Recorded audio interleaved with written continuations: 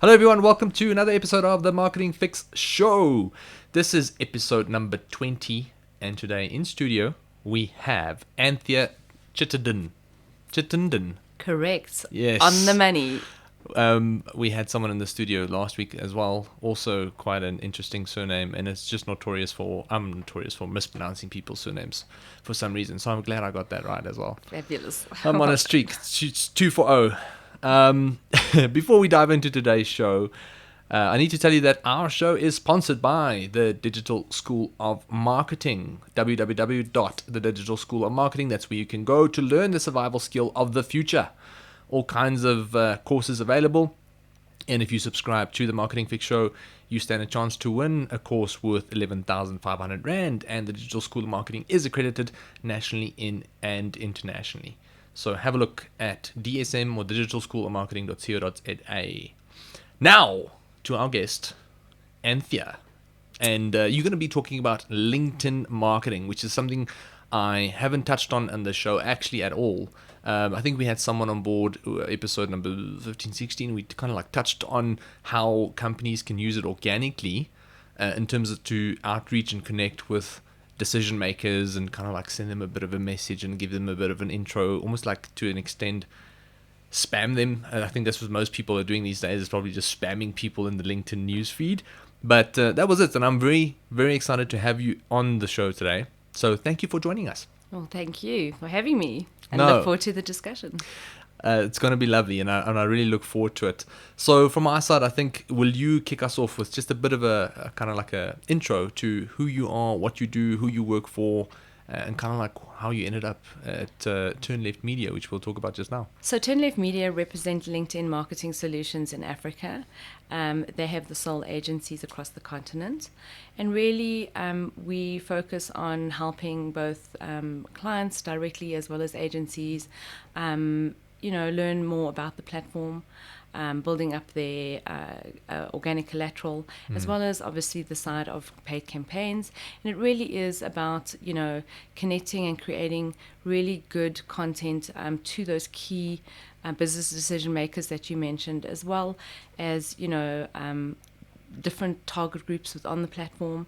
I mean, it really is a rich, wealthy area of B2B conversations and so much more, actually, looking at thought leadership, your employee advocacy. And yeah, it really is about, helping clients and agencies understand that better. So nice place to be, exciting place to be. Yeah, I think LinkedIn is kind of like misunderstood in a way. Like, I think it's the power of LinkedIn is extraordinary, but most people think it's just a platform for B2B business where people just connect and kind of like reach out to each other. And it's a lot more than that, I suppose. Yes, indeed. Very much so. Yes. I mean, you're looking at the conversations with your peer group. It just, you really get, it's a space where you can tell your story from a brand point of view, and just so much more about the culture of your companies. I mean, and it's encouraging really healthy conversations around business. The GDPR compliancy on the platform is one of the best in the world. It's really a credible and brand safe environment, which, I think a lot of other social media platforms have come under fire, So we're seeing amazing developments in terms of the back end on the platform as well. From the premium target audience capabilities, the layering of the back end, with your insight tags now running, conversion tracking is all available. So it really is coming into its own. I think, we've seen huge growth on the platform in the last 2 years. I can vouch for what you've mentioned, touching on the back end of the advertising platform, because I'm one of those individuals who love being first when something is available to advertise on. Obviously, I want to experiment, get my hands dirty, and usually costs are quite, much cheaper when you're early.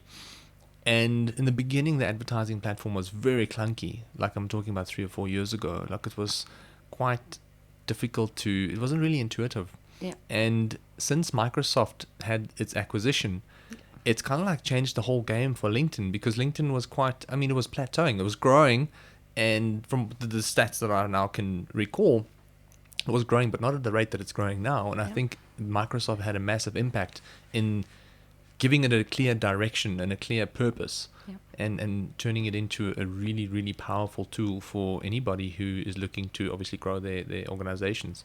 Yeah. So tell us a little bit about yourself before we dive into LinkedIn. Maybe, your background, where you started, and then how you ended up on Turn Left Media, at Turn Left Media. Yeah, with pleasure. Well, funnily enough, my background is from print, so I was in magazines. Loved it, but I could see the changes happening, and I decided to go back to studying. And I went and focused around the digital entities. So I did a course through Quirk, Okay. which I think is red and yellow now. And yeah, I mean, once I did that, I made the transition to go into digital. So I moved over to Space Station, which is the part of the multi-choice group. And it was kind of a learning by baptism by fire, I have to be honest, because it's very different to print. The pace is much faster, and there are a lot of more contingencies to consider. But it was a fantastic opportunity and learning curve. And then I started my own business, which I did a bit of freelancing, which I still occasionally do. So I like to keep myself aware of what's kind of happening on Facebook and Instagram. I really like the, content creation. So that's just sort of a hobby more than anything else. But obviously over the years, you kind of get a deeper understanding of how to use the platforms better. And people really need a lot of help sometimes in terms of, the more technical stuff. And then Marius Skrief and John Bowles approached me and said, look, would you like to take a chance on a startup? Because they had recently won the agency for LinkedIn. Oh, okay. Historically, it was held at Spark Media.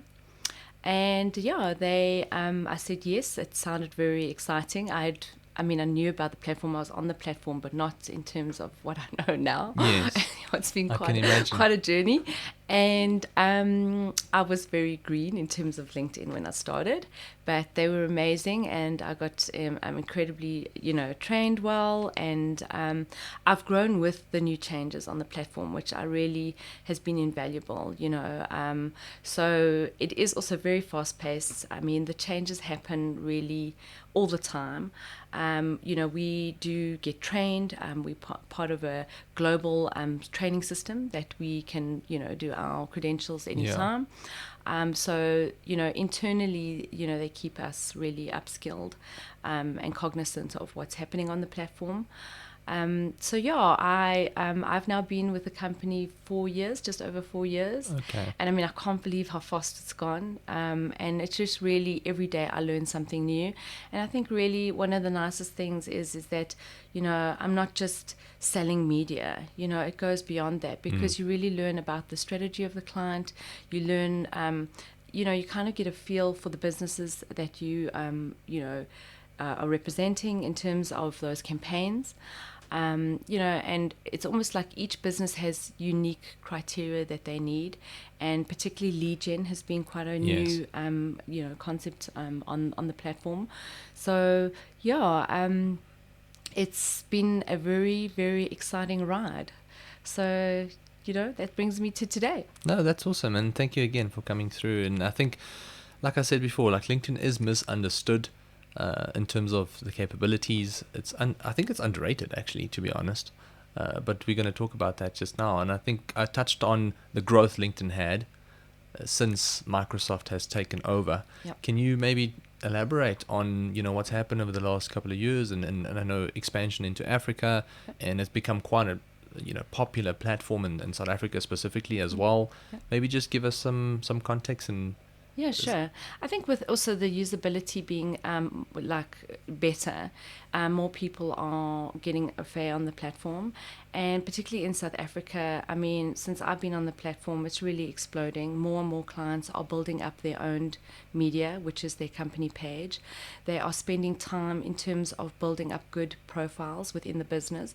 So that's your employee advocacy, your thought leadership. And from there, that's kind of the foundation of any good sort of paid campaign that you can reach out to. But we've also seen amazing growth and interest up Africa. So, we work in Nigeria, Ghana, Ethiopia, and it's really quite special to run campaigns in these different countries because they've all got very different feels and needs and audience behavior. Yes. So that's quite nice when you get to A/B test on the campaigns. And yeah, I mean, I've run campaigns that we've done them in French, in wow. Mauritania. You also get to work on quite a varied amount of businesses. Yes. So anything from mining through to retail, Yeah. it's quite broad. So you really do learn the nuances of audiences. It's not just copy and paste. Yes. And also the tools got a lot better because you can actually layer, the different criteria that you need and A/B test that. But one of the biggest changes as well is that LinkedIn is now an objective-based buying platform. So if you look at your objectives, it's one of the first key sort of criteria you put into when you're looking at your paid media, and that should actually tie in very much to your overarching strategies and the content that you're doing on your own media. But you've got things from brand awareness, you've got website drivers, you've got lead gen, you've got engagement, and all of that drives different algorithm behavior, bid costs. And you can get to really play around with the audiences on the background much easier than ever before. Yeah. So, we've got exclusions, we've got all sorts of different layerings that you can. And I think from particularly, I work on a lot of lead gen campaigns, and your audiencing is absolutely key to success. And it does take a lot of A/B testing, and you continuously have to evolve with your campaigns and your kind of what your strategy is from a content point of view, You know what I've seen is that I think LinkedIn is now where Facebook was about 7 years ago, in terms of its media buying capabilities. And why I say that is because in 2011, I was probably one of the first South Africans to spend money on Facebook. And I always make the joke, I said, instead of spending, I said, like, you kind of like felt like I was wasting money on Facebook because I didn't know what I was doing. Yeah. Now, in 2011, the only thing that you could do on Facebook was literally run a page-like ad. It's the only thing that you could do, nothing else. Yeah. And even then, you couldn't add a picture to the ad. Yeah. It automatically pulled through your thumbnail of the page. Yes. And the only thing that you could change was the caption at the top. And at the end of the day, the costs of advertising was extremely low. And there was a huge organic reach on the platform, and that's how I built my first business. Is I literally ran page-like ads. Yeah. People started following the page, and every time I posted, I reached about 30, 40, 50% of the people who followed the company page. Yes. And that's how I drove traffic back to the site, and that's how I started monetizing the traffic, etc., etc. And I feel LinkedIn is kind of like where Facebook was in terms of the media buying capabilities of 7 years ago. Not 10 years, 2011, there wasn't a lot you could do on Facebook in terms of paid, but from 2011 to 2015, the paid side of Facebook changed completely. Within 5 years, like you've mentioned now, objectives started becoming, they were adding a lot more objectives on I would say, quarterly basis. So from going only from page likes as an advertising objective, they went to traffic, to post engagement, to conversions. Yes. And then after that they went to video views and lead gen and messages. And essentially that's why I'm saying LinkedIn is kind of like in that phase where they went from only being able to run one or two different ads to now having all these types of different objectives that you can do. Yeah. And it's what makes it so powerful. And on top of that, in terms of Facebook, comparing it to Facebook, the organic reach on LinkedIn now is still really, really good versus Facebook, which is basically dead.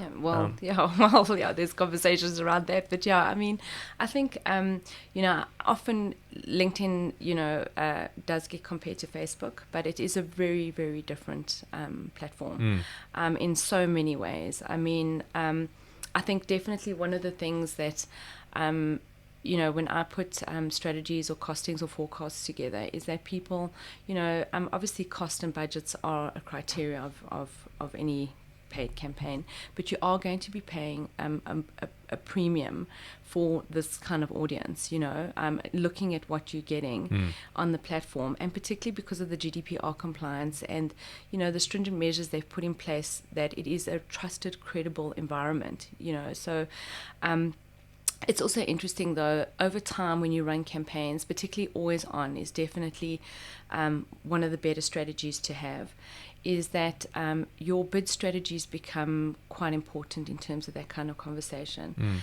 And, obviously you have different campaigns bursting, or you have the always ons, but it's kind of working on the objective. The objective is your foundation, then you go into the actual build of that audience, and then there's another criteria of the bidding strategy as well. And in actual fact, LinkedIn have just done a huge ramp up now. It's probably, I think it's going to finish now at the end of September for the global ramp up. So you will be seeing it on the back end. Okay, cool. And you kind of now have target costs, you have CPCs, you have CPMs, you have manual, but it's very clearly sort of done on the platform.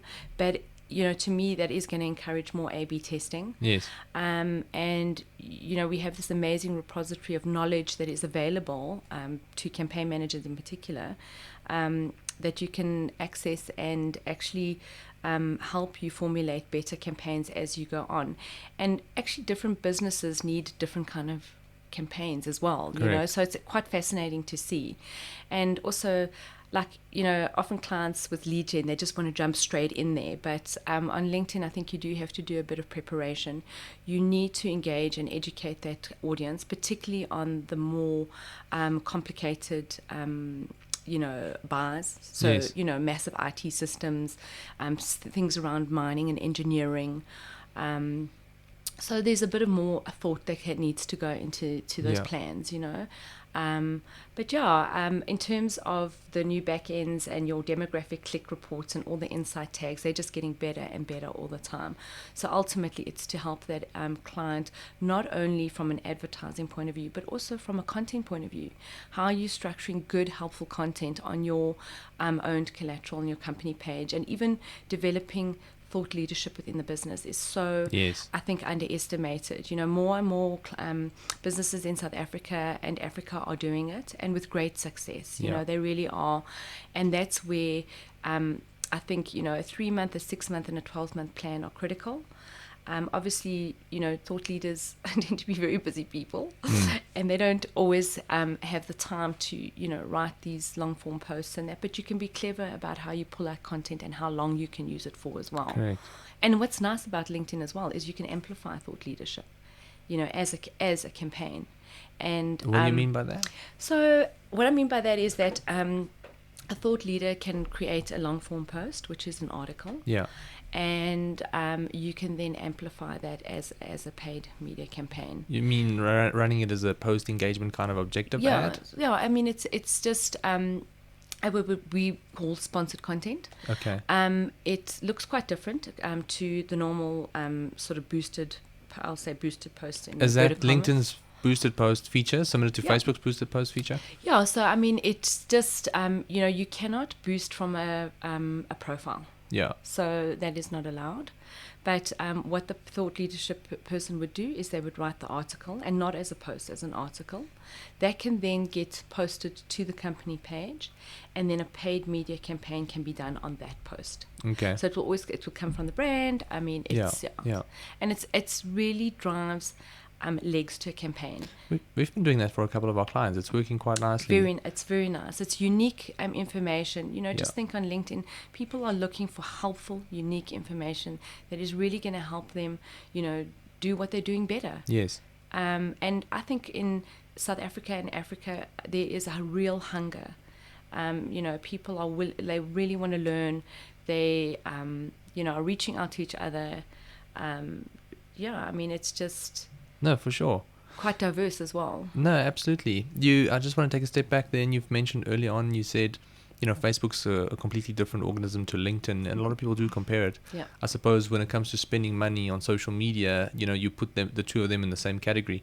But at the end of the day, it's not necessarily. Maybe we can just talk about some of the main differences for those listening. I think, a lot of people would take a step back and say, okay, LinkedIn is for the B2B space and Facebook's for the consumer space, because the people who I'm trying to sell to might not be on Facebook when it comes to my service business.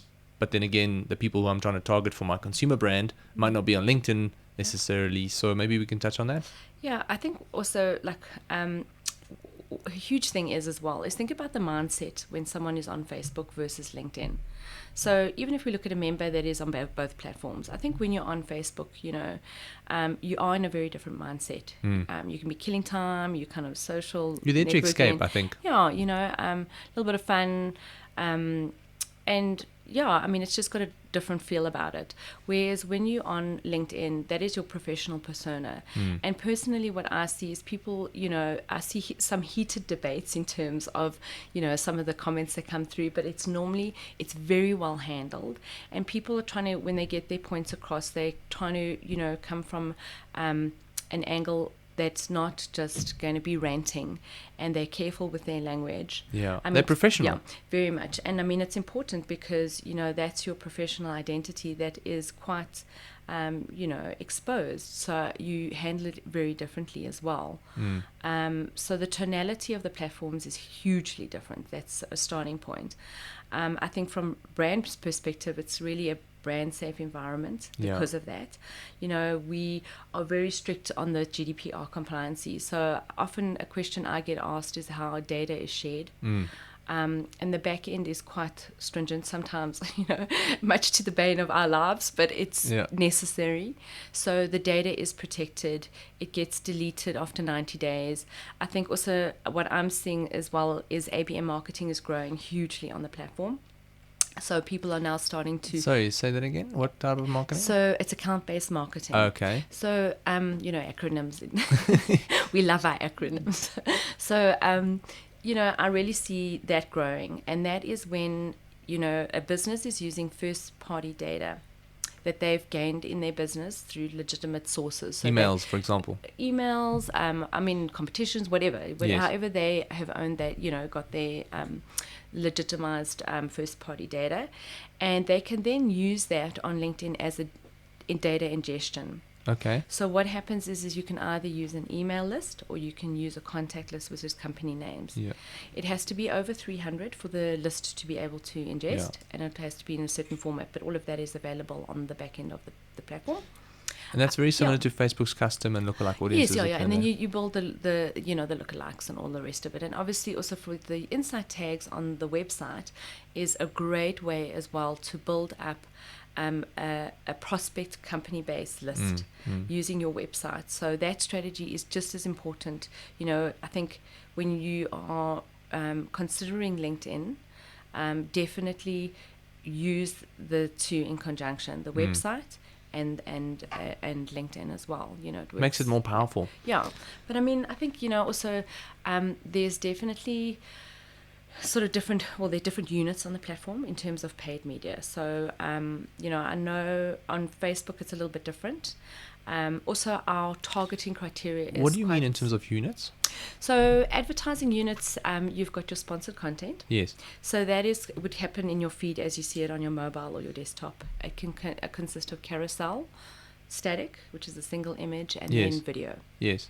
Then we have message ads. So that's your one-on-one engagement. Correct. So it gets sent into your inbox only when you are active on the on LinkedIn, as well as a newly launched conversation ad. So the conversation ad, we've had it for about 2-3 months now, and it's quite nice because it's almost like the feel of a bot. So when you're in the ad, you can ask, the client would look at frequently asked questions, and they can actually tailor that to the ad, so that you can move around within the ad, and it can act as a website driver as well as a lead gen. So it just shares more information to that person if they are looking, you know, at that conversation ad that you've now mentioned, yes, is that very similar to the messenger bots on Facebook, essentially, where someone would say, I'm interested, hey, cool, let us know exactly what you're interested in. Are you interested in this service, that service, click, and then the conversation continues? Yes, it's similar, but obviously a very different look and feel, you know. But yes, in essence, it is. So it just That's has, very cool. yeah, it has multiple call to actions, and ultimately you And you are pre-program that in the back end? correct. Yes, yeah, and you basically, you know, we love talking about the sales funnel Yes, in we our love team. it, Love especially it. here on the show as well. So, you know, it's massaging that person down the sales funnel to a Yeah, conversion. yeah. So, you know, Peristalsis. that's it. Is that the right word? I think it is. When it comes to digestion, like your bowel movements almost. That Oh, that's just lovely. we took a bit of a turn there. Sorry. But yeah, I mean, in essence, you know, that's lead gen is kind of that golden goal often, Yeah. but it doesn't just happen overnight. I think if lead gen were easy on any platform for that matter, people would be, you know, it would be an easy win. But it's not like that. You've got to really go through the paces on lead gen, and it's constant revision, constant looking at what you're doing. And you know, in terms of the back end, it's become so user friendly. You know, the demographic click reports are now very, you know, it's a dashboard. You can download that raw data. You can use it elsewhere. But yeah, And there's obviously the organic side and the paid side. very much. So I'm gonna try and be cognizant of our time, Yep. but I want to quickly touch on the organic side. You know, maybe some best practices, tips, and advice. Yep. But let's start with, who's this for? Is this for anybody? LinkedIn, essentially. Like, would you advocate that every single person who's got a Facebook account should have a LinkedIn account? Is that something you would advocate? And when it comes to the businesses, what kind of businesses should be considering LinkedIn today? Like, what type of business should honestly look at experimenting with it as of today? Yeah. Well, let's just start with the, you know, as a member. I think, you know, if you're working, and graduates as well, definitely, if you're coming up through the system and you're active in market and you want that professional persona, then very much be on the platform. You know, it's worth the investment. I mean, I must say, personally, since I started, I have taken the time to you know, I keep my profile updated and as active as I can. I mean, It's almost like your CV these days. it is, but it's quite nice because you can kind of give it your own spin. You know, obviously, it's cognizant to who you're working for, or if you're working for yourself, as you're self-employed, kind of the representation and feel that you want on the platform, and humanize it. You know, it's not just about your credentials. It's so much more, because you can share your interest. You can obviously really network with your peer group, with people who you would like to follow, who could be like mentors, you know, in terms of a digital space. And you don't, it doesn't have to be stodgy and serious. You know, there is so much wit and excitement. It's eased up a bit over the last couple of years. Yeah, very much. And I think, you know, as you're growing from a young person, so millennials are, you know, part of a huge growth of LinkedIn, is that they're coming into the market. And I think, you know, a lot of people really are taking studying, like lifelong learning, quite seriously. So, you know, I work across the edu sector quite intensely, and it's so exciting to see how there is really a conscious change in terms of that.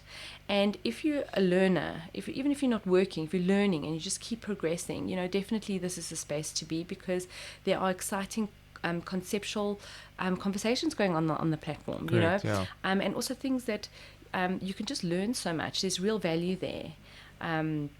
And it could kind of take you in all sort of different directions, which is quite nice as well. You know, you're not pigeonholed to sort of one field for that matter, you know. What I'm hearing you say is, like, anybody who's going to take their career seriously should be on this. Definitely. Like, if you want to be a professional and if you want to create I would say, almost like increases the odds of you just getting noticed by other companies as well. Like, absolutely. it's almost like it's a leverage. Yes. And you can use it in order to leverage yourself into a job position or an interview or whatever it is. And I think you just increase your odds by being on that platform as opposed to not being on it. Definitely. And it's actually, I'm glad you mentioned that point, because, you know, from a brand point of view as well, employee advocacy is so powerful.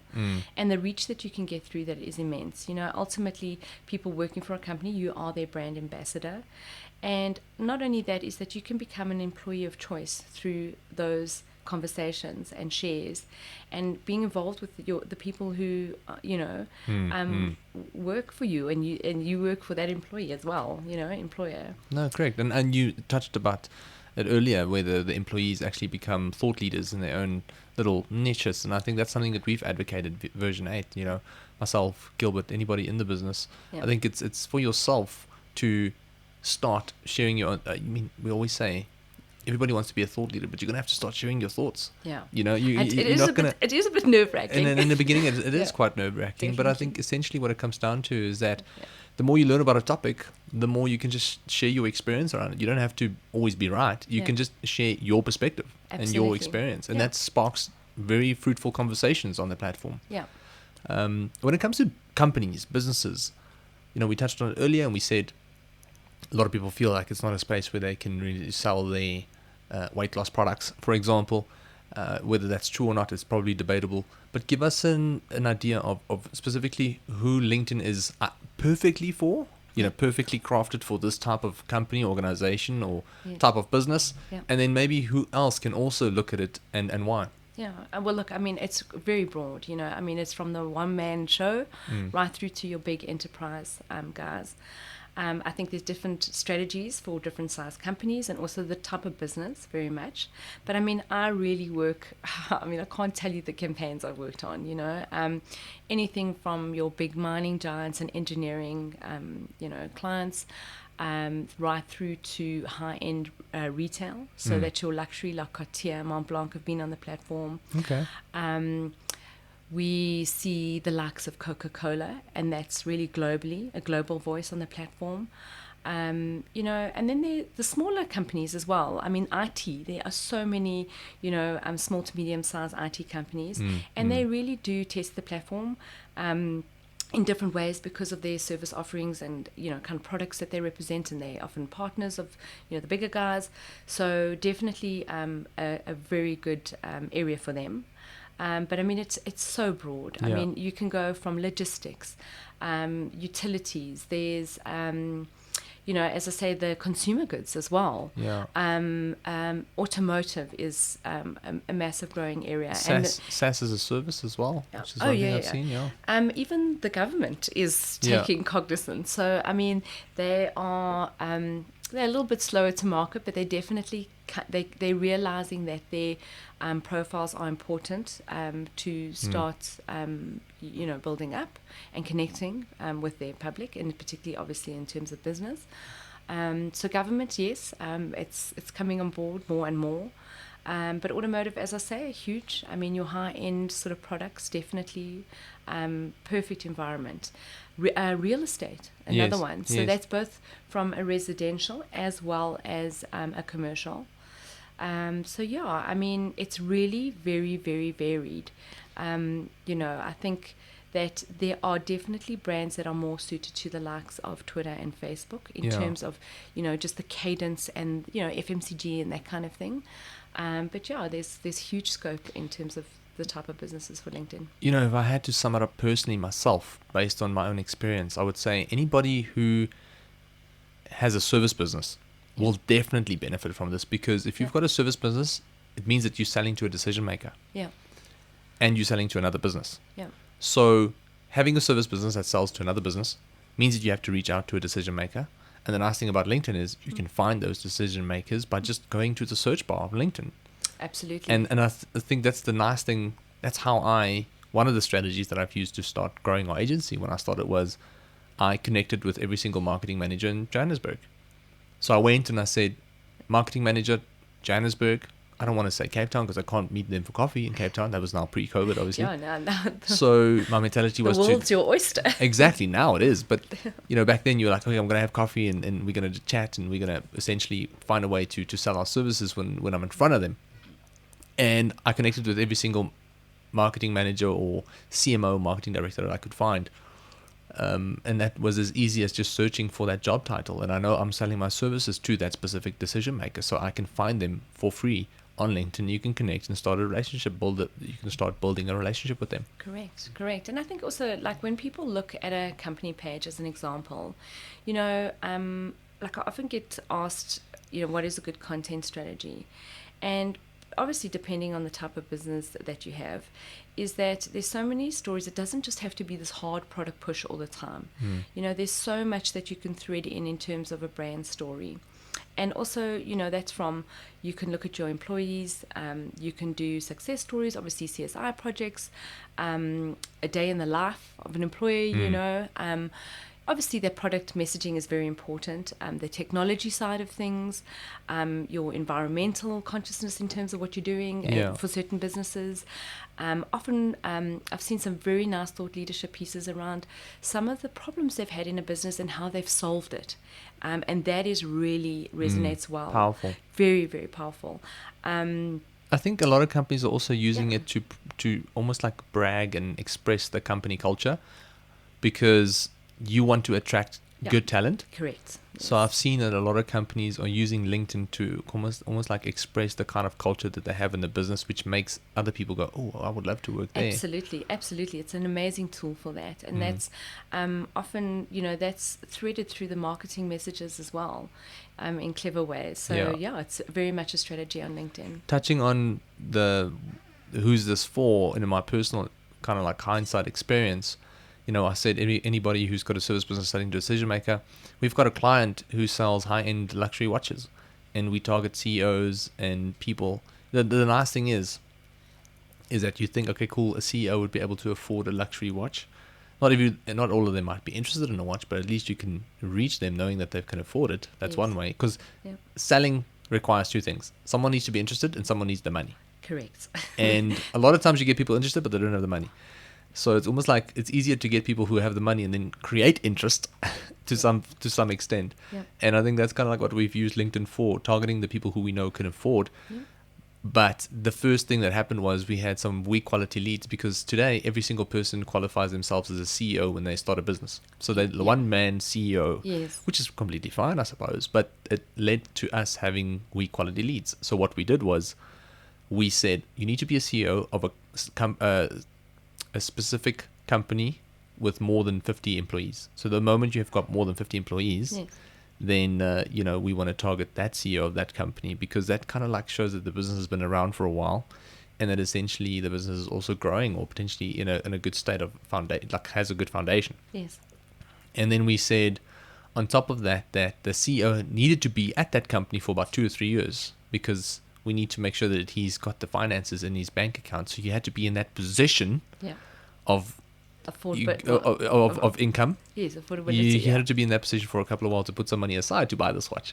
And that's kind of like the methodology that we've experimented with, which kind of worked. And LinkedIn allowed us to do that. So I think that's a consumer brand. So it is definitely for consumer brands. I think it just depends on the ticket that you're selling. And you need to ask yourself, is my target market hanging out on this platform? And if they are, how can I communicate with them? Correct. Absolutely. You've put it very nicely. Awesome, man. And then in terms of the organic side now, to round it up, any best practices for SMEs out there and people who want to kind of like draw attention to their profiles? Like, what would you suggest? Firstly, I would definitely suggest a plan. So you have your 3-month, 6-month, and 12-month. Because ultimately you want an active page. The cadence of the platform is a little bit slower in terms of you really don't have to go absolutely mad, posting organic content every 10 seconds. You can really think about it and strategize. Also, you can work out what times are best on the platform. So you'll have all those analytics on the back end to help you. And then, think about the content strategy that you're going to share. So, it should be varied, should be consistent, and obviously be of good quality. Make sure that obviously your imagery is correctly done. I mean, it's eye-catching. And then also test, things with hashtags. Look at hashtag communities. Often this is overlooked. So you can actually go and check this on LinkedIn by checking in your search bar. You put the hashtag in whatever community you're looking at, and it'll bring up the numbers. So use those strategically as well. Tag people. Include your employees. Tell those stories. Really, everyone still loves a good story. No, for sure. Never underestimate the power of that. And really share helpful advice that where people are going to see value. Yes, talk about your products, but be clever about it. Use new technologies. Everything I've mentioned prior as well. You can really layer it as well to keep people going back to your page. And also, what's quite interesting is once you follow a brand on LinkedIn, the algorithm will actually always serve you that content as long as you're active on your feed. Okay. So it's quite nice. You can actually, you will get that content.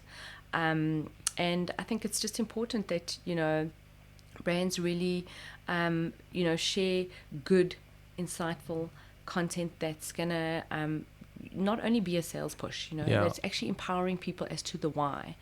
And obviously continuity. And be human. Have a human touch. 100%. I think, I always re-engineer the process of what would I like to see. Because I'm the person I'm trying to sell to, essentially, in my business. I'm trying to sell to another business owner or, someone who's in charge of marketing, whatever it might be. So I always go, what would I want to see? And then what kind of content can I create that's going to add value to the questions I have? Yeah. Because I know that I've got burning questions. A lot of people in the same position has got the same burning questions, and they need them answered in some way, shape, or form. Yep. And if they don't, they're going to find it somewhere. So you might as well try and provide that value on a platform where they're hanging out. Absolutely, and that's where also the importance is of a good website as well, because perhaps LinkedIn is the hook. It kind of tantalizes them and says, hey, have you thought about this, or these tips, or whatever it is, and drive them to their website so that you're still obviously catching them there as well and building the relationship. Ultimately, it's about building a long-term relationship, Exactly. Think about that. You need to be social. It's a social network. You need to be social. And there's a reason why LinkedIn calls it the connect button. Yeah. Because you want to connect. You don't want to become someone's friend necessarily, like Facebook or other platforms, but you want to connect with someone. And I think it's about being social. We had someone on the show the other day, Wandile. He managed to grow his agency also predominantly using LinkedIn organically. And he had quite an interesting strategy. And for those listening, I think it was episode 15. So for those who want to go back and have a look. But he basically just expressed his strategy, and I'm just going to quickly share it. He said he would connect with somebody who he knew would be his ideal decision maker, or the job title that was obviously responsible for, would be hiring the agency or whatever it may be. And then what he would do is he would actually be social on the platform, commenting and liking their posts and really adding additional insights and perspectives to the content that specific person was sharing. Yeah. So he then said that essentially what happened was this person keeps on seeing notifications of this individual who's commenting and sharing your content, which makes you feel good. Yeah. At the same time, it sparks conversations depending on the type of questions that you obviously ask in the comments. So he said, like, after a week or so, depending on how active this individual was, so the idea would be to connect with people who you can see is quite active on the platform, ideally. Yeah. He would say that, often what would happen is that he would then message them directly. Yeah. So as opposed to then just commenting and sharing, like, he actually reaches out to them directly, not just from the start at the bat, from after the connection, because sometimes I think most people do that, and it's almost like it becomes a bit of a spammy kind of situation where a lot of people just connect with you so they can spam you with their offers. Yeah. And he said in order to avoid that, he would like and comment and share for like a whole week, be active, and then he'd send a message going, I've been following you, I've been enjoying your content, I've got a quick question for you. And he would usually ask for advice or a bit of insight to a specific industry. Yeah. And then that's how the conversation would start, and that would be the gateway to getting a better relationship. Yeah. Getting that relationship, building that relationship, and essentially then he would say, you know what, I noticed that you guys might have this issue. Yeah. Do you mind if I do a quick video recording and express how I would combat this, or how I would try and solve this if I was you, or whatever. Yeah. And he said that's worked quite tremendously well for him. Yeah. So that's something to consider for those out there. Yeah, I must say, being in sales as well, I often I don't mind a cold call, but often, when I'm reaching out, I do want to actually give a little bit of an intro and not just like, and it's quite I'm nice. the opposite. Just tell me what you're selling and I'll figure out if I need it. Like, I don't have time. No, but when you're often trying to get to a decision maker and they're not available, and they're busy people, No, of course. And also I think today, like, you do not want to waste people's time. You want to go in and, as you say, be quite clear. And I must say that I'd use the InMail. Often when I connect with someone, I always say thank you with a little note. And also this amazing a tool on the mobile app. Actually, if you're at an event, you can actually turn on your Bluetooth, and it'll pick up everyone who's in there. Oh, wow. Yeah, and that's quite nice because as you meet people, you can then connect with them. So that's quite a Correct. smooth transition. So, yeah, I mean, I think LinkedIn as well goes a long way in terms of protecting people from spam. Yeah. So I know in terms of the creative units on the InMail messaging, definitely we have 30-day limitations. So What does that mean? Sorry. so basically, a member can only be served an InMail or messaging ad, rather. They've just changed it. Messaging ad and conversation ad every 30 days. Once you've been served one of these ad units, you cannot be touched by any other advertiser for 30 days. So it prevents that high volume spam. Obviously, in your personal capacity, you can send InMails. Yes. There is a limitation on that as well. I think that it is quite protected in terms of unless you've got a sales navigator package and things like that. So it just shows you the level of measures you're taking. Yeah, the and the credentials behind that. Why that's happening, because it is in the business realm as well. No, for sure, absolutely, and I think it's important. I was actually thinking about it now. You've mentioned it that it's every 30 days or so, and it's funny because I think over the last year or so, my inbox has calmed down. Yeah, they've been quite strict. My inbox has calmed down. Like I almost never wanted to go actually. into my inbox because it's like a little bit of it's quite daunting to go in there because there's always people just connecting with you to sell their offers, and then you got the paid sponsored messages. So I think now that you've mentioned it, I'm actually thinking back, wow, my inbox has calmed down a lot, which is quite great because now I'm almost like more willing to go back. Oh, no, good. Well, that's good to hear. No, but I mean, for sure. you've obviously got all the settings that you can block, and you can really formulate your profile of how you would like to have it. But one tip as well is have a photo.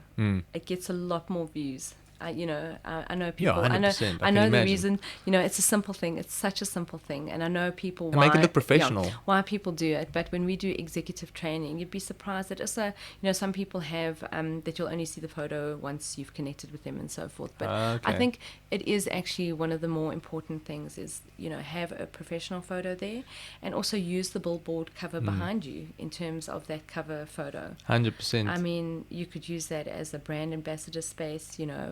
All the big enterprise guys kind of do it. They design a few for their staff. So it's quite nice. You immediately look on and you see, oh, this is what that person's about, where they are, who they act. While we're talking about optimizing your profile, I think, LinkedIn allows you to put your name, your contact details, but the nice thing is you can actually specify in your header or your title, what your title is. Yes, And I think a lot of people would just say owner of. Yeah. Or marketing director of, and I used to make those mistakes, and I realized, a lot of people actually check your profile out, and that's the nice thing about LinkedIn. You get notifications when people view your profile. Yes. And one thing we started doing was we try to be creative with your title, and you kind of like almost like explain in a way what you do, but in a way that it creates curiosity, so that someone actually wants to connect with you. So as opposed to saying I'm the owner of V8 Media, or it might still be there, but we'll say, we help companies we've generated over 275,000 leads for companies in the B2B space. So now, if you are a business owner in the B2B space and you need leads, you know exactly who we are and what we do. Yeah. Versus just saying owner of V8 Media, which technically means nothing. Yeah. So we do a very similar thing as well. Yeah.